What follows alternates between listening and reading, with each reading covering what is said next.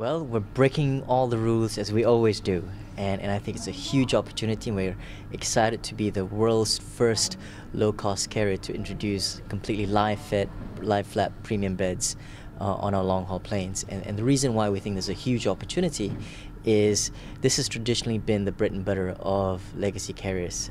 They've made huge margins on this product, and the margins, the pricing has been based on a whole lot of things bundled together with the seat.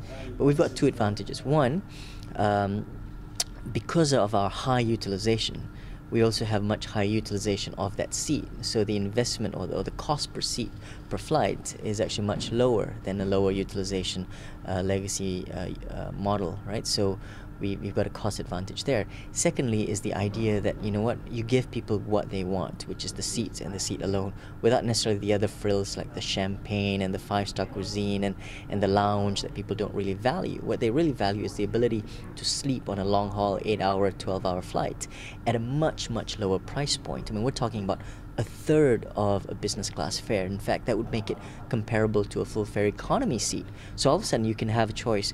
You know, do you fly legacy and get a small economy seat, or for a similar price, you get a lie-flat bed? And I think that's going to get people excited about long-haul travel. Who are you targeting with these seats? Is it your traditional guys? Or? No, I think this is our way of expanding our market reach. These are people who would probably be the more traditional economy passengers on legacy carriers, right? But we've got now a very, very compelling product to entice them to experience real luxury and comfort, you know, for a whole lot, a lot less, and that's traveling smart. Doubts remain about the efficacy of long-haul, low-cost.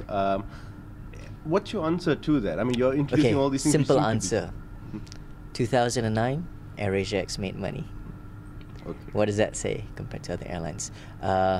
Total unit cost, 2.7 US cents with fuel. Without fuel at 1.6, right? That says it all. You know, bottom line, you want to be low cost, you've got to be the lowest cost. Okay, let's talk very quickly about routes. You've announced a big push into India, which is obviously a very big market for AirAsia. You are moving into China in a pretty big way as well. Tell us about routes for AirAsia X. Where else do you want to go? What do you want to do? Great question. We've learned over the years that it's all about scale, presence, doing it in a big bang, and that's how we managed to succeed in China, where in a very short time we now cover over 10 destinations across the Greater China region. So you suddenly get national reach, you get brand awareness, and that's where the complementarity between AirAsia and AirAsia X works, because if you only have a short-haul carrier, you can only serve the southern part of China. Similarly, in India, that's the exact same case. If you're limited by aircraft, you can only serve the southern part of the market. That makes you just a fringe player, right? To succeed in markets like China and India, you've got to have scale, you've got to have national presence, right? So that we took what we've learned from China and said, okay, if we're going to do India, let's do it right and let's do it big. Which is why in a very short time, AirAsia and AirAsia X combined now will be flying into 9 different Indian destinations, and that's just the beginning. Okay, great. Azran, thank you very much. Sure.